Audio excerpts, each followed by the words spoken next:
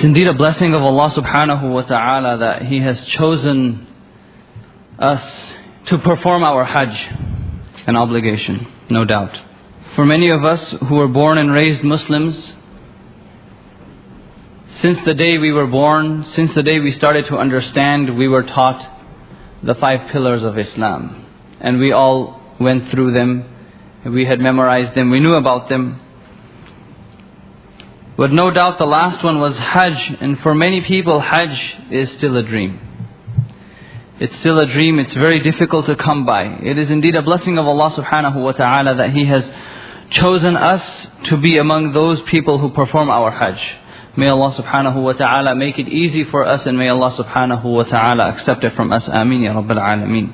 Allah subhanahu wa ta'ala mentions in the Quran, وَلِلَّهِ عَلَى النَّاسِ حِجُّ الْبَيْتِ مَنِ اسْتَطَاعَ إِلَيْهِ سَبِيلًا. In other words, Hajj is an obligation for those people whom have the strength, the physical and financial ability to go for Hajj. And Allah subhanahu wa ta'ala has indeed blessed us with those abilities, and that is why we have made the intention and the effort that we have prepared to go for Hajj. There are many people that you and I know who have spent a good part of their lives trying to earn and save money to go for Hajj. And it is towards their last few years of their life that they were lucky enough to perform this obligation. Allah subhanahu wa ta'ala has chosen us. Allah subhanahu wa ta'ala make it easy for us. Ameen ya Rabbil Alameen. The Prophet sallallahu alayhi wa sallam mentions, إِنَّ اللَّهَ فَرَضَ عَلَيْكُمُ الْحَجَّ فَحُجُّوا. Verily Allah subhanahu wa ta'ala has made Hajj farad upon you, so make Hajj. Go and perform your Hajj. In another hadith, the Prophet sallallahu alayhi wa sallam has said, Al-Islamu yahdimu ma kana qablah, wal-Hajju yahdimu ma kana qablah. That Islam erases all the bad deeds, all the sins that a person has committed before he accepted Islam. And wal-Hajju, and Hajj also will erase, delete all a person's evil deeds, sins, once he has performed the Hajj. So anything before the Hajj is totally erased. And there's a hadith of the Prophet sallallahu alaihi wasallam. He sallallahu alaihi wasallam says, "Man hajja falam yarfuth wa lam yafsuq, raja'a ka yawmin waladathu ummuh." A person who performs the Hajj without making any mistakes, without committing any sins, he will return ka yawmin waladathu ummuh, as if the day his mother gave him birth. There is nothing bigger and better than this. Imagine a child, when a child is born, when a child comes to the face of this earth, that child has nothing against him. He has done nothing wrong. Totally clean. Totally clean. And a person who performs his or her Hajj correctly, in the correct manner, will indeed return in this state. That is why the test is even bigger and greater once a person returns from Hajj. May Allah subhanahu wa ta'ala make it easy for us. The Prophet sallallahu alayhi wa sallam says, Al-Hajjul Mabrur laysa jaza'uhu illa al-Jannah. That the accepted Hajj, there is no reward for it, there is no return for it except Jannah. So we hear all these ahadith of the Prophet sallallahu alayhi wa sallam. May Allah subhanahu wa ta'ala give us the tawfiq, the power, the ability that we may perform the correct Hajj, the Hajj that the Prophet sallallahu alayhi wa sallam has taught to the Sahaba ridwanullahi alayhim ajma'een, and the Hajj that Allah subhanahu wa ta'ala expects from us. Ameen ya Rabbil Alameen. Now hopefully everyone sitting here is performing Hajj very soon. Is there anyone here that is not performing Hajj this year? Okay, no, there is. Okay, alhamdulillah. And you're still here. Right, always be prepared. And Hajj, imagine the number of people that are going for Hajj. Right? There's a lot of people that go for Hajj from, never mind the United States, but just from the Bay Area. And then go to all the Hajj classes put together. And we're still not enough. We don't make up enough. There's so few people in the classes. There's so few people that attend these courses and these classes when it's time to go for Hajj. And they think, okay, don't worry, we'll read the books on the plane. There's no time on the plane. Or, we'll go along as they tell us to.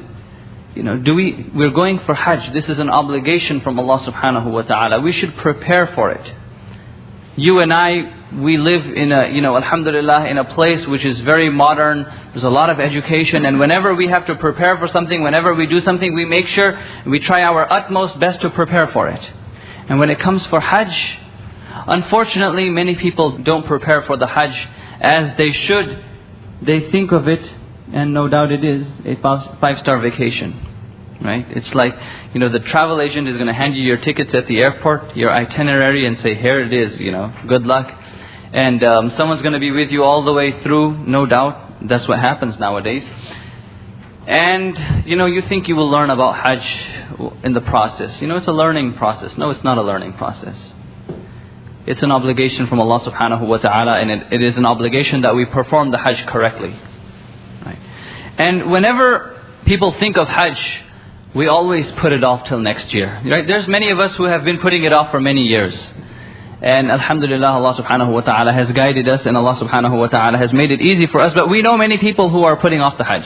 They say next year, next year. That's why it's been mentioned that the Prophet sallallahu alaihi wasallam said, "Man arada al-hajj falyata'ajjal." That whosoever makes an intention for Hajj, that person should be quick. In other words, he or she should immediately perform the Hajj. As soon as you make the intention, you should go and perform your Hajj. So now, alhamdulillah, we have made the intentions, we are making the preparations. The only preparations that need to be made for Hajj is the actual learning process, how the Hajj is made. Other than that, there's no other preparations that you need to make. There's no kind of clothes that you need to buy. There's not, people, this is not a vacation that we're taking. This is a sacrifice. This is what we call a pilgrimage. Right? There's meant to be difficulties. There's meant to be all kinds of things that are supposed to go wrong, because the reward that Allah subhanahu wa ta'ala has promised to us at the end is a very great reward. And that reward is not very easy to come. Although, our Hajj, I don't call it a 5-star Hajj anymore. Until now I used to call it a 5-star Hajj. But now I've actually upgraded it to what we call the 10-star Hajj. Subhanallah.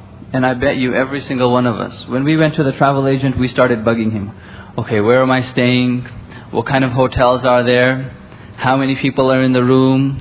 What am I going to get in Mina? What am I going to get in Arafat? Is the food included? All kinds of questions. Right?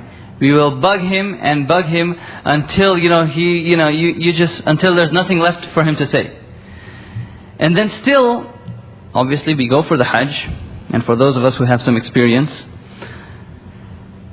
anything goes wrong, we go and look for him. Anything goes wrong, we go and look for the travel agent. It's not his fault. We will come to realize that there's many things that are not in their hands. They cannot do anything about it.